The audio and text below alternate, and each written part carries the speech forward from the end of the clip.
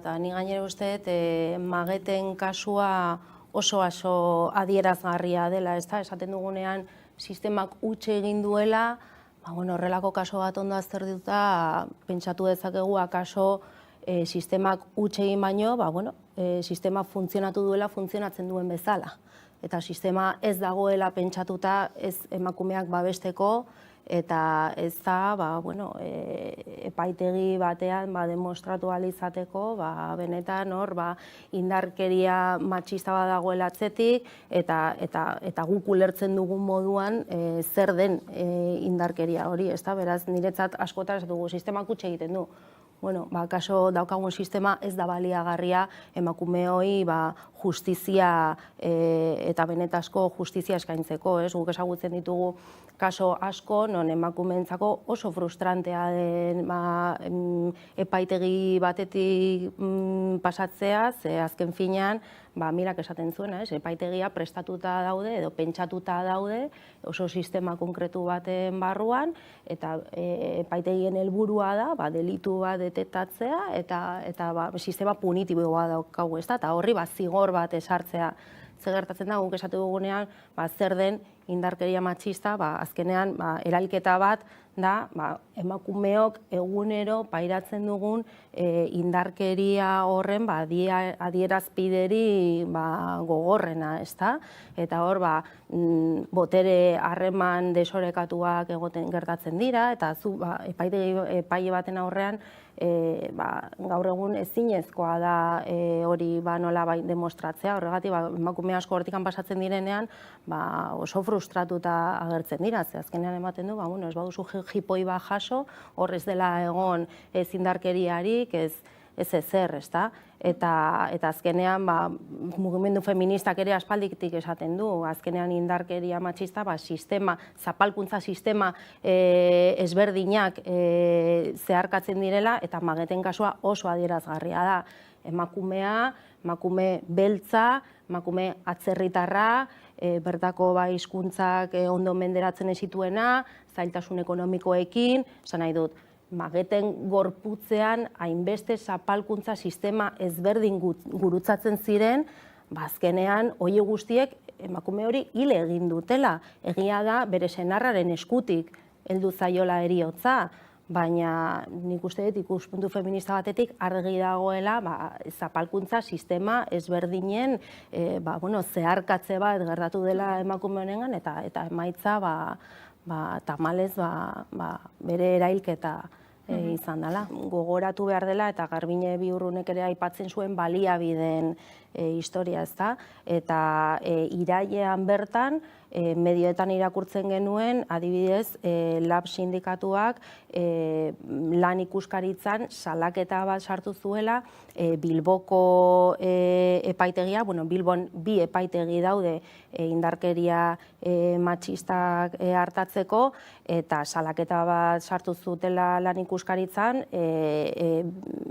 epaitegi hauek guztiz gaindituta zeudelako, lanez gainezka, baja kubritu gabe, baliabiderik ez, ordu piloa sartzen bertako ez bakarrik epaia, baizik eta funtzionarioak, eta hor tartean nahasten diren bestelako profesionalak lankarga handiarekin, estres handiarekin, beraz horrek ere eragiten du herritarrei ematen zaien zerbitzua eskasagoa izatea, beraz zaila da batzuetan erantzukizunak eskatzea eta sistema horrela bere horretan eta orokorki salatzea, baina batzuetan ere konkretura jaisten zarenean ikusten dira gabezia batzu gaur egun nahiko larriak direnak, eta Bilbon zehazki bi epaitegi hauek lanez gainezka daude, eta salaketa eginda dago gainera.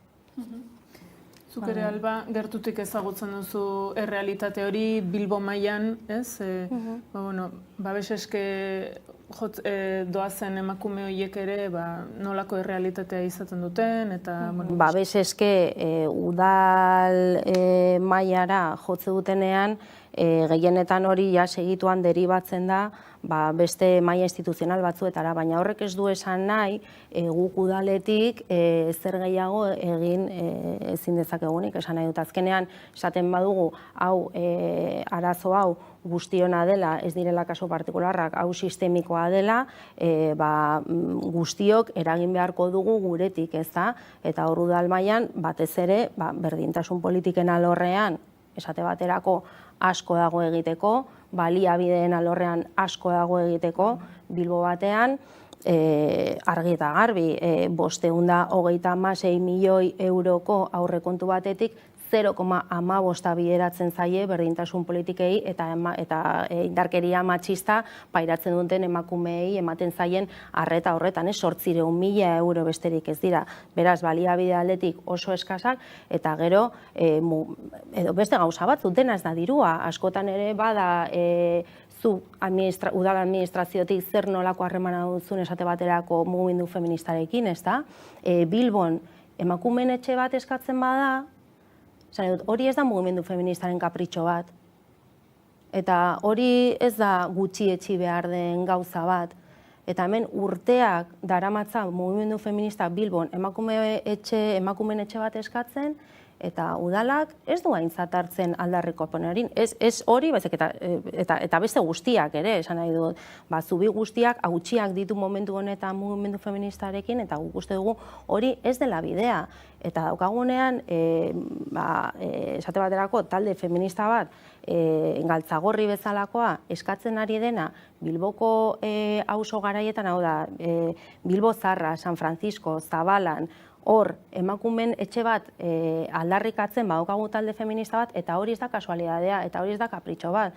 Hain justu direnean, alde sozioekonomikotik,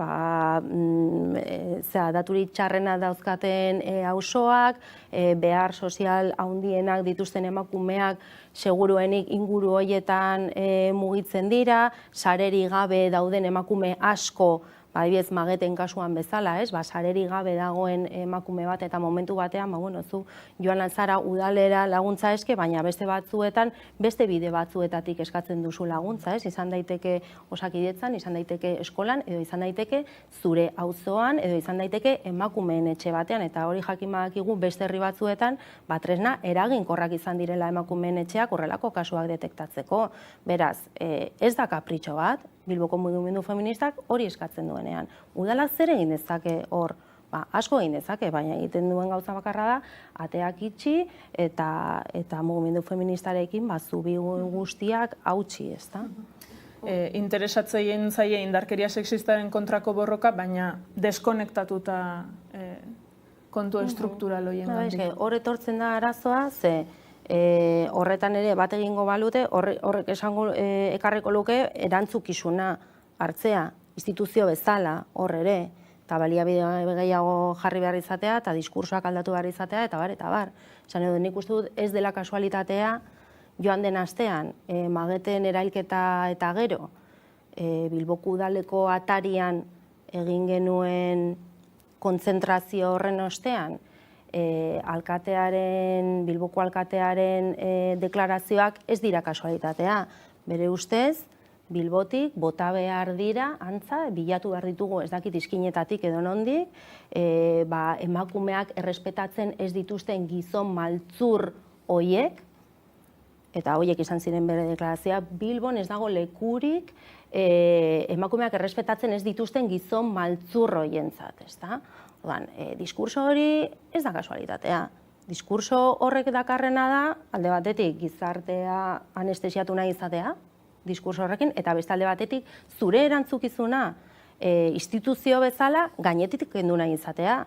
Ze ari zara saltzen jendeari hori izan dela kasu isolatu bat, hori dela gizartearen gaitza, beti esaten da lakra, edo hori gaitza ez dakigula oso ondo nondik datorren, edo non sortzen den, edo diskurso hori, eta hori ez da doakoa, eta hori ez da kasualitatea, hori da zure gainetik erantzukizuna kendu nahi izatea, beraz hori hortik ere ez bakarri baliabideetan, baizik eta diskursoetan ere aldaketak eragitea, nik uste dut ja bere bizikoa dela eta egoerak eskatzen duela, ez da, diskursoan ere aldaketa horiek ikusten hastea. Pentsatzen dut datorren urteari begira ere egongo dela horrelako talka bat, ez? Borroka honetan zuekin bai, baina Ikusiko dugu, ez? Instituzio beti daukate horrelako gaitasun bat, ez da, azkenean mugimendu feministaren diskursoa bereganatzeko eta bermoldatzeko berera, baina, beti daukagu hor mugimendu feminista ere tinko beti berrasmatzen eta formula berriak asmatzen, ez da? Eta martxoaren 8an klabea izan zen, hartu zelako berriro aldarrikapenaren bandera hori, azkenean greba izan zen tresna, eta horrek utzi zituen horrelako talka horiek nahiko agerian, eta kokatu behar izatea zu non zaude gaur. Greba egiten, deserotsotasun handiak instituzioen aldetik, eta zoriontzea besterik ez daukagu mugimendu feminista, beti daukalako gaitasun hori, markaje lan hori lan egiteko, eta beti biltzeko, azkenean, erakusteko azkenean, hau, esan nahi dut, gure eguneroko bizitzetan, hau talka bat eta liskar bat dela, eta guretzako, eta emakumeok egunero pairatzen dugula indarkeria modu batean eta edo bestean, eta azkeneko urteetan martxoaren 8a zen, ez dakit horrelako festa more bat, oso polita, dana txapak, ez dakit ze polita den emakumea izatea, ez, barkatu. Menatzean borroka bat dago, menatzean oraindik lan handia dago egiteko, eta gu geldituko gara gaur, gu gelditzen balin bagara, mundua geldituko dugulako, ez da? Eta, hor gaitasun hori izan zuen mugimendu feministak, borrokaren planora itzultzeko berriro martxoaren 8an, ez da? Duela gutxi irakurtzen nion Irantxu Barrelari bere azkeneko artikuluan, gizarte bakoitzak dauka jasan dezakeen aina indarkeria, ez da? Horrelako zerbait. Eta nik uste horrelako mugarriekin eta martxoaren 8a bezalako mugarriekin gertatzen dena da jendea eta batez emakumeak ateratzen gara esatera, aski da, hau jasangaitza da eta ez dugu onartuko eta aurrera jarraituko dugu. Eta ikusi daiteke horrelako mugarrietan, oraintxe bertan nintzen pentsatzen ere bai, behitu aurten Hondarribiako alardearen ostean egon den oihartzuna, eta hori gatazka horrek 25 urte aramatza bizirik, baina aurten nik esan nuko bereziki sortu dela ostean horrelako oihartzun bat, jendea dagoelako oso nazkatuta, eta esaten eske aski da, eta hau jasangaitza da gure gizartearentzat, beraz hau ez dugu onartuko. Beraz nik uste du jasangarritasun mailak aldatzen doazela, eta horrelako mugarriak oso beharrezkoa direla horretarako, ez da? Eta indarkeria horri geroz eta tarte txikiagoa uzteko. Ikuspuntu feminista batetik, erabat gaitzesteko modukoa delako. Ez dakit, bi ardatzoietan behintzat nola ikusten duzuen zuek eztabaida? Nik uste dut asmatu duela guztiz mugimendu feministak egindako irakurketan, ez da? San Ferminetako bortxaketaren epaiaren ostean, hain zuzen ere azentua jarriz, delituaren definizioan kondenan baino, ez da? Esan nahi dut, gu argi eta garbi gaur egungo sistema judiziala, sistema punitibo bada, guk ez dugu sistema horretan sinisten, eta ez gara kalera aterako eskatzera 2, 4, 20, 40, edo bizitza osorako kartzela zigor bat, ez da?